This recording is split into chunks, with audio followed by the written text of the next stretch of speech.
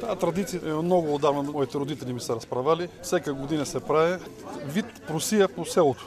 Църквата се намира в края на селото, казва се Свети Атанас. На времето е правено по време на турско робство и е копана в земята, защото турчина не е дал да е по-голям от един човешки бой или човек на кон.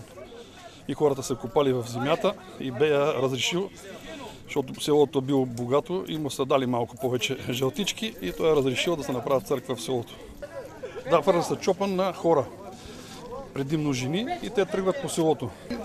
Като се фърля чопан, един се пада да носи вълна, на друг ракия, вино, арпаджик, кромит, буркани, каквото сланина, кръвици.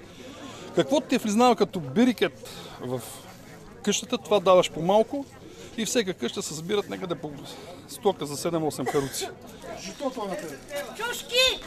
Тебе чушките? Да. Виното е за тебе. Това е много стока и на първата събота след Атанасов ден се изкарва на селото на Мигдана, прави се търга и се събират пари за до година за кравата, както казахме.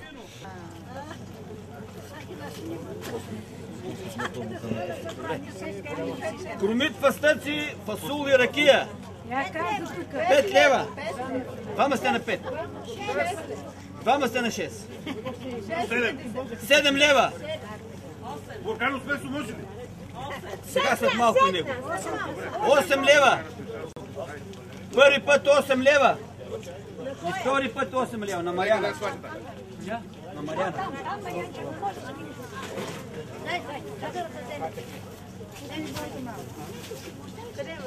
Айде! Месо и фастъци. 5 лева. 6 лева. 6 лева. 10. 10 лева. 12. 12 лева. 13. 13 лева. 15. 15 лева. 17 лева. 18. 18 лева първи път. 19. 19 лева. 20. 20 лева. Първи път 20 лева и втори път 20 лева. Ай, сега дайте две вилички, винца имаме. Браво. Айде, чушки! 5 лева. 6 лева. 6 лева. 9 лева. 10 лева. 11. 11 лева. 15 лева. Първи път 15 лева. 17 лева. 17 лева. 20. 20 лева.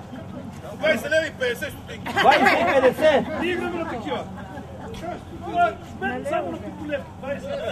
25 лева. 25 и 50. Айде, играме на 50. 35 тогава. 35 лева. 45 лева. 45 лева. 55 лева. 55 лева.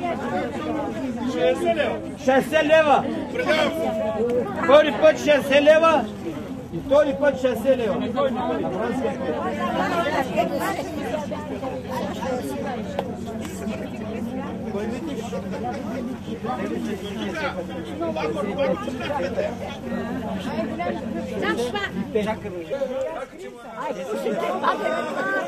Арпажик и фастъци. 5 лева. На малина.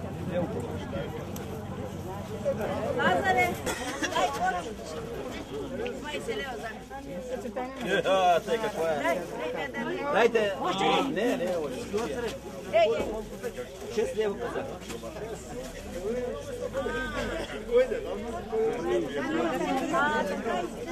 Айде! Айде!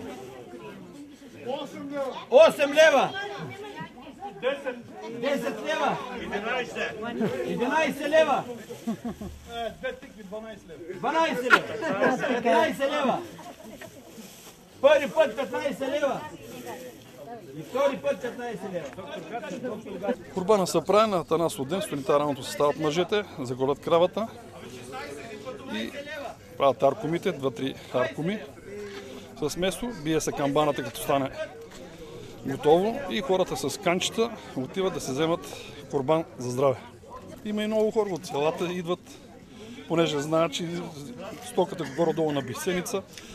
Старите хора дават по-малко пари, но младите се, както виждате, че някой надават, аз например 50-60 лева за лютите чушки, друг за тикви, става майтап, джимби, защото това се дава на църквата и го даваш за здраве. Значи аз откъде съм кмет, под 1300 лева не сме паднали. И е чудесен ритуал. От години е, просто аз бил съм малък, не помня, но родителите справят, че некъде, те като малки, го е мало. В околията тук Петрички, Сандански район не съм чул да има такова нещо.